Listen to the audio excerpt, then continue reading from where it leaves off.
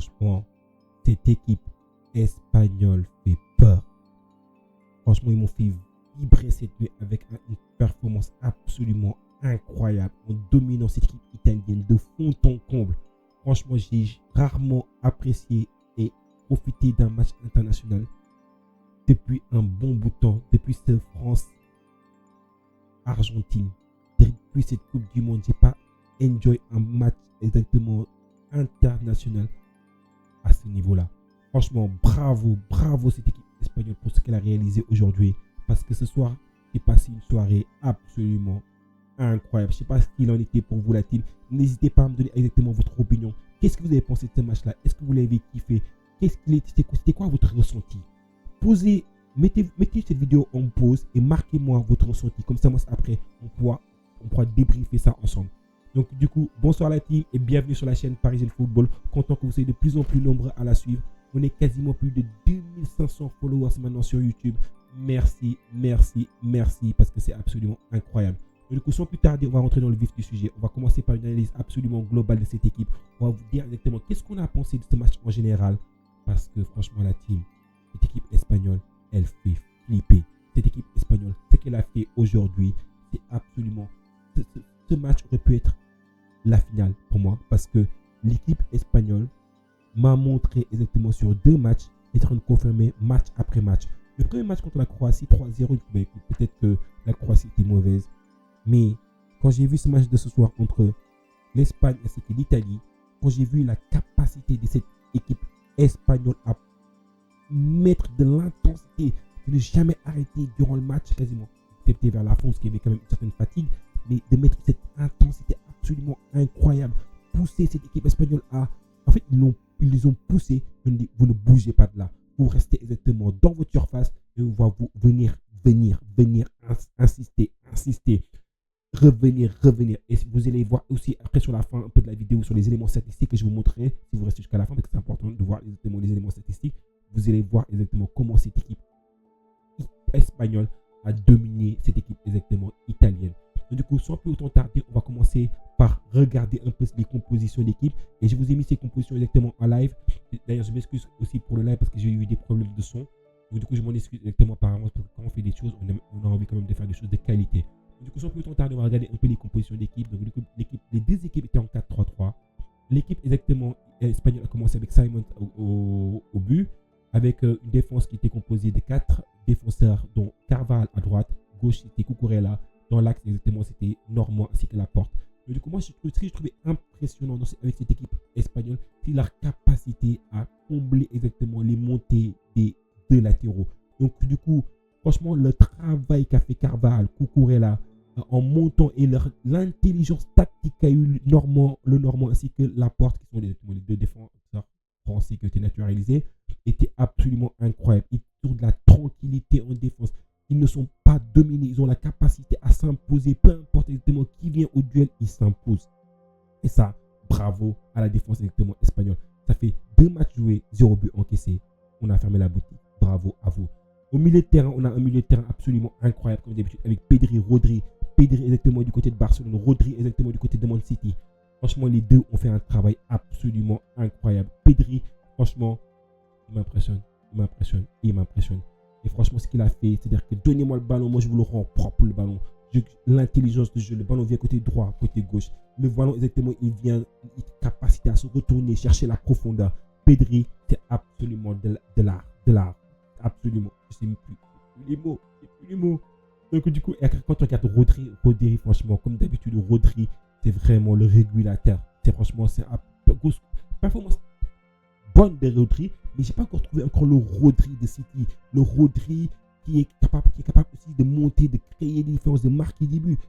Je pense que Rodri est encore en train de se roder pour l'instant. On n'a pas encore vu le meilleur de Rodri, malgré que cette équipe espagnole est bien impressionnante, malgré qu'on n'ait pas vu encore le meilleur de Rodri.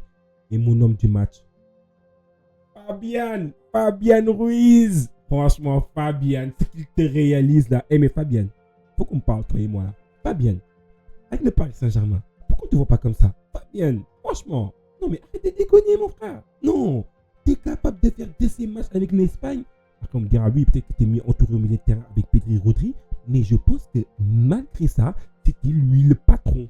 C'était lui, par lui exactement, toutes les balles commencent à passer par lui. Et j'ai pas encore regardé exactement c'est qui l'homme du match, mais pour moi, l'homme du match, c'est absolument Fabien Ruiz. Il n'y en a pas deux, c'est Fabien Ruiz, l'homme de ce match. Sa capacité à se retourner, son aisance exactement technique, tactique, son intelligence positionnée à se placer sur le terrain.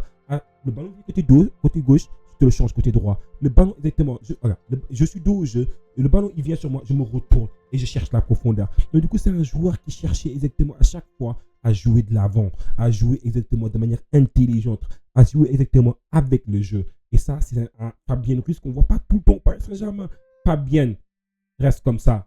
Fabien, continue des performances comme ça. Comme ça, moi, tu es titulaire indiscutable au Paris Saint-Germain. Franchement, Fabien. Franchement, homme du match, Fabien Ruiz. Et ce trio offensif avec Yamal, Williams et Morata. Morata a fait un match assez pas incroyable. Donc, du coup, il a fait du Morata. Je pense qu'il a fait un bon match, mais je trouve qu'il n'a pas été absolument incroyable. Mais par contre, les deux faux follets là sur le couloir, mamma mia, il me donne une migraine là déjà. Yamal, oh là là là là, c'est une mobilette ce joueur. C'est une mobilette, sa capacité à faire un contre un, éliminer les joueurs. Franchement, ce joueur-là, il a 16 ans. Il a 16 ans. Oh mamma mia, il a 16 ans, il n'a même pas encore 17 ans. Sa capacité oh là là là là, à jouer avec des adultes, il a montré c'est moi le patron ici. Personne ne bouge, c'est moi le patron. Franchement, absolument incroyable ce jeune. C'est un talent absolument unique, c'est un talent absolument générationnel. Sa capacité à éliminer, sa capacité à être intelligent sur le point de vue tactique, technique. Franchement, Yamal, pas tout l'avenir devant toi. Franchement, voilà, peut-être un futur ballon d'or. Mais ça reste à confirmer.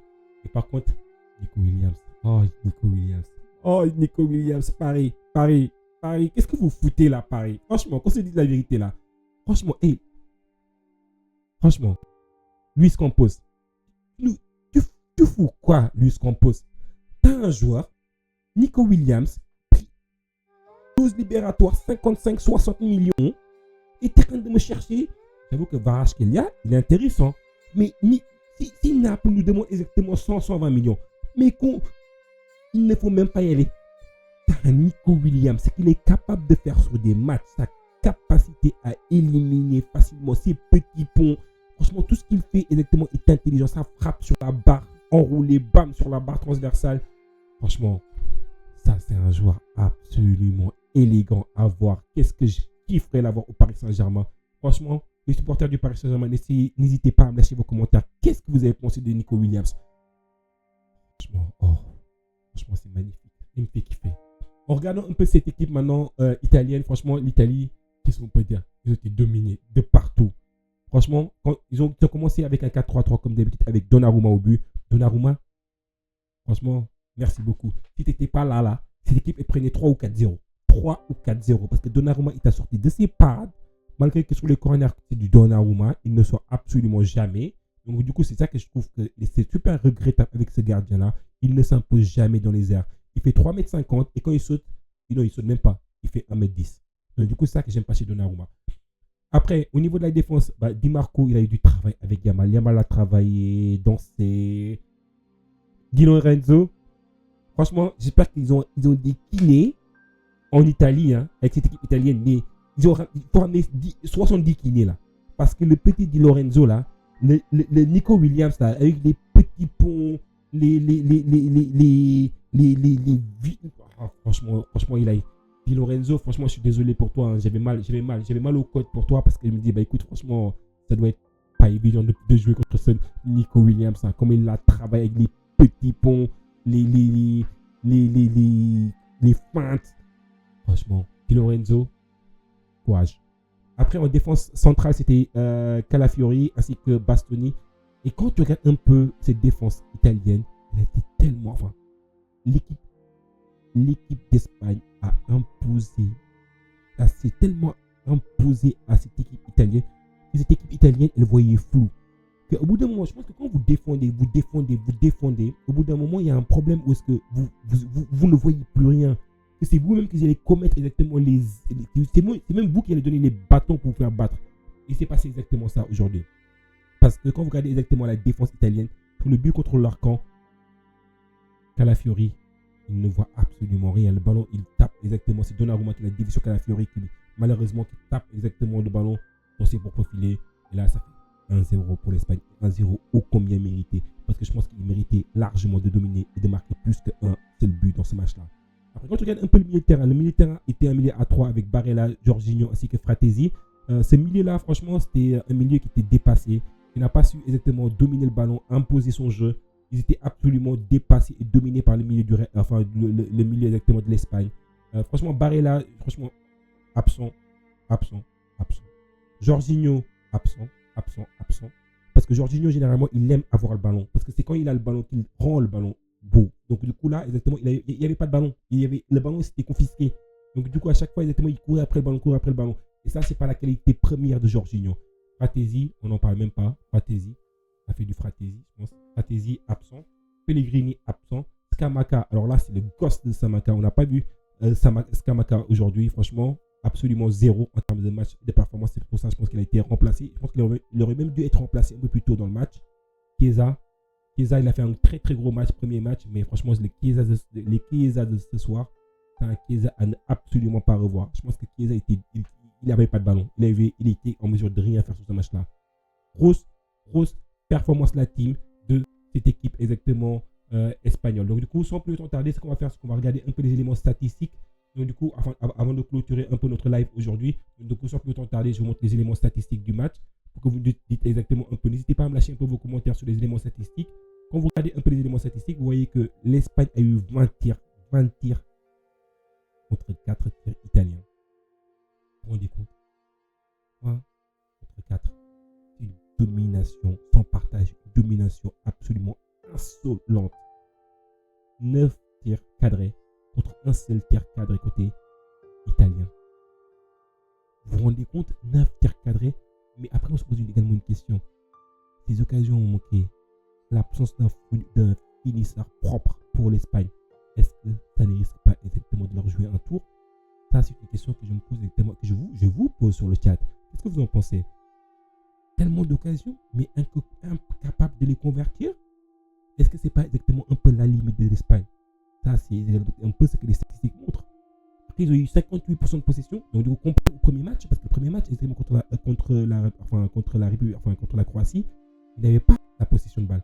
Et c'est pour ça que je l'avais dit. Vous vous rendez compte? Regardez encore ma première vidéo contre Espagne-Croatie. Je disais exactement, je suis surpris de voir que cette Espagne n'est pas en mesure exactement pour la première fois d'avoir la position de la balle. Et ils ont un peu perdu de la ADN sur ce match-là. Alors que là, je retrouve l'ADN de l'Espagne. L'Espagne qui domine le jeu. L'Espagne qui a le ballon. L'Espagne qui contrôle le jeu. C'est ça que j'ai retrouvé. Avec 58% de possession contre 42% côté italien. Quand vous regardez un peu le nombre de passes réussies, 90% côté espagnol, alors que côté italien, on n'a que 83%. Je vous avais dit dans la vidéo d'hier, quand je commentais le match du Portugal hier, je vous ai dit que sur ce match-là, quand vous regardez exactement les deux équipes, le Portugal avait une bonne des passes réussies qui étaient assez élevées comparé exactement à l'autre équipe qui avait des passes réussies qui étaient assez faibles. Ce qui montre que généralement dans les matchs de haut niveau, on n'a pas ça. Dans les gros matchs, on a exactement les deux équipes où on a des pourcentages de passes réussies qui sont très très élevés.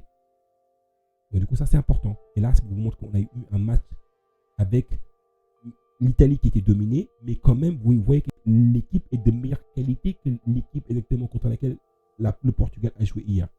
Après, en termes de fautes commises, il y a eu 17 fautes commises côté espagnol, alors que côté italien, il y a eu 14 fautes commises. Il y a 3 cartons jaunes côté espagnol et 2 cartons jaunes côté italien. Et au niveau des corners, il y a eu 5 corners côté espagnol et 2 corners seulement côté italien. Et quand on regarde un peu le classement de la poule actuellement, maintenant, l'Espagne. Espagne est qualifiée. L'Espagne est qualifiée, la team, pour le prochain tour de l'Euro. Franchement, qualification ô combien mérité au vu des performances qu'ils ont fait. Franchement, bravo l'Espagne pour ce que vous avez fait parce que c'est absolument incroyable. Bravo à ça. Bravo à vous. L'Italie, pour l'instant, est deuxième. Donc, du coup, je pense que l'Italie, franchement, je pense que dans son dernier match contre la Croatie, donc ça va être assez difficile comme match. Mais là, l'Italie, elle a besoin de faire quelque chose. Elle a besoin de faire quelque chose si elle veut passer dans ce groupe-là. En sachant que que le dernier match, ça va être Espagne contre Albanie. Je pense que l'Espagne va exploser l'Albanie. Donc, du coup, je pense que la Croatie, si elle veut encore passer dans cette poule-là, elle va devoir batailler dur contre l'Italie. Ça va être un match beau et un match intéressant à regarder. En tout cas, la team, sans plus autant tarder, merci beaucoup d'avoir été toujours de plus en plus nombreux à suivre la chaîne. Plus de 2500, ça fait super plaisir. En juste un mois. Franchement, j'ai commencé à un mois. On est à 2500 followers. Merci beaucoup. Ça fait super plaisir et ça touche énormément. Et je vous kiffe à la moitié. Et continuez à suivre la chaîne parce qu'on va se faire des débriefs comme ça. Encore des débriefs encore plus folles que ce qu'on a fait aujourd'hui. Merci la team. On se donne rendez-vous à bientôt. Et prenez soin des gens que vous aimez. C'est important.